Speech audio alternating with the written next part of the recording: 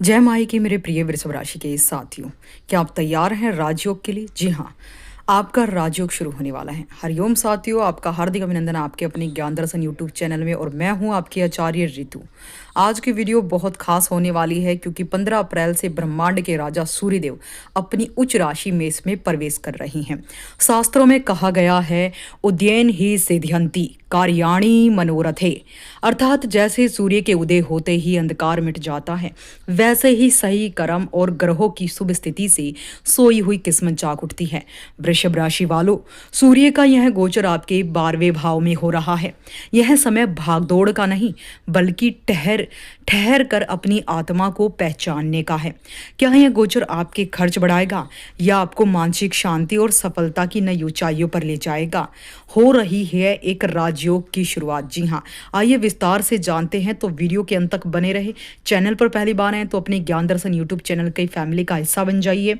जब सूर्य अपनी उच्च अवस्था में होता है तो वह हमें सिखाता है कि चमकने के लिए पहले तड़पना पड़ता है। धार्मिक स्थिति, धार्मिक प्रवृत्ति, धार्मिक आचरण इंसान को बेहतर बनाता है। धर्म और दान ही वह चाबी अब आपकी बनेगा अगले 30 दिनों तक, जो 12वें भाव के बंद दरवाजों को खोल सकता है।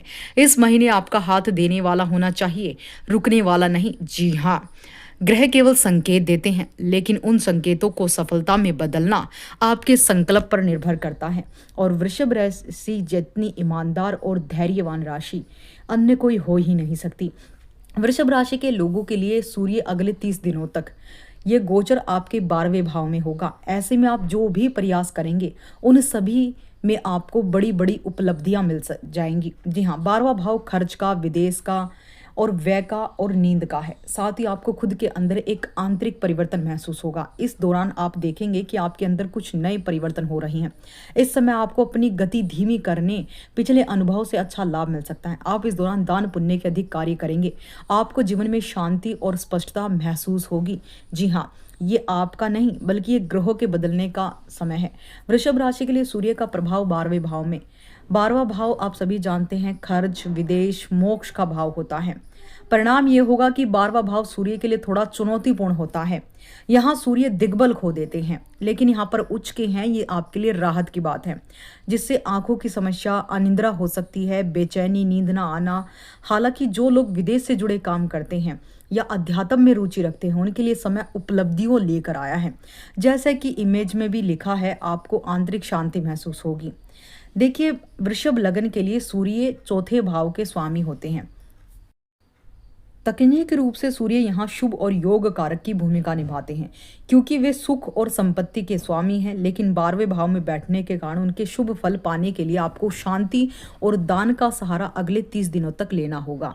ये तो आप समझ गए होंगे कि सूर्य का गोचर मेष राशि, मंगल की मेष राशि और सूर्य की उच्च राशि मेष होती है। इस समय सभी नवग्रहों में अगर कोई पावरफुल प्लेनेट है तो वो सूर्य है, क्योंकि सूर्य अपनी पूर्ण एनर्जी के साथ, शक्ति के साथ, अपनी अग्नि के साथ उच्च होकर बैठा है। जब भी कोई प्लेनेट हाईएस्ट क्वालिटी में होता है, हाईएस्ट डिग्री में या फिर अपनी उच्च राशि में होता है, तो उसकी जो कार्य करने की शैली है वो उसी के हिसाब से बहुत तगड़ी होती है। तो वृषभ राशि के जातकों के लिए 12वें भाव का यहाँ पर विदेश से बहुत लाभ होगा। विदेश से रिलेटेड जो भी काम है, चाहे वो ऑनलाइन फील्ड का है या फिर एक्सपोर्ट इंपोर्ट का है या मल्टीनेशनल कंपनियों का है, आपको खूब लाभ मिलेगा इस समय। इस समय आपको विदेश यात्राएं, विदेश भ्रमण, तीर्थ यात्राएं, धार्मिक स्थलों पर परिवार के साथ घूमना फिरना, ये सभी आपको देखने को मिलने वाला है। तो आप समझ गए होंगे कि सूर्य का गोचर आपके लिए क्या लेकर आया है। चैनल पर पहली बार आए तो चैनल को सब्सक्राइब करें, वीडियो को लाइक और शेयर करें। अब आप कमेंट सेक्शन में मुझे एक जवाब दीजिए। अगर आपके संबंध आपके पिता के साथ अच्छे चल रहे हैं तो सूर्य आपका बर्थ चार्ट में कहीं पर भी बैठा हो आपको शुभ फल देगा। लेकिन अगर आपका सूर्य शुभ भी हो लेकिन आपके संबंध आपके पिता, आपके ससुर, आपके गुरुओं से अच्छे ना हो तो सूर्य आपका दिग्बल खो देता है और आपको नकारात्मक प्रभाव देता है। आपकी पॉपुलैरिटी, समाज में पहचान, आपके सामने कोई भी बेधड़क कुछ भी कह देता है। इस तरह की सिचुएशन अगर आपके साथ बन रही है तो कमेंट सेक्शन में मुझे ज़रूर बताइएगा, मैं आपका रिप्लाई ज़रूर करूँगी। और अपनी इस फैमिली का हिस्सा बन जाइए जहाँ पर वैदिक एस्ट्रोलॉजी का हम गहन अध्ययन करके आपका गोचर का फल लेकर आती हैं। और मैं हूँ आपकी आचार्य रितु।